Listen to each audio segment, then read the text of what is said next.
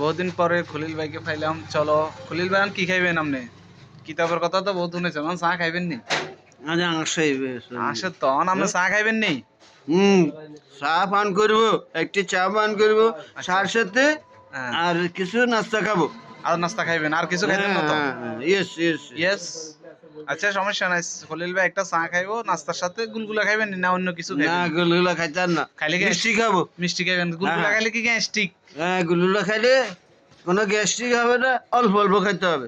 বেশি খেলে হ্যাঁ গ্যাস্ট্রিক? হ্যাঁ। বেশি খেলে না, গ্যাস্ট্রিক।